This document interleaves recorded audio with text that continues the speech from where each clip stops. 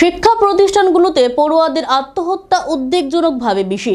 এই নিয়ে চিন্তিত দেশের শীর্ষ আদালত সেজন্য সোমবার টাস্কফোর্স গঠন করে দিল সুপ্রিম কোর্ট। যৌন হয়রানি, র্যাগিং ও জাতিগত বৈষম্যের কারণে স্কুল, কলেজে, হোস্টেলগুলিতে শিক্ষার্থীদের মৃত্যু মিছিল কোনো বিচ্ছিন্ন ঘটনা নয়, বরং এটি একটি গভীর সমস্যা।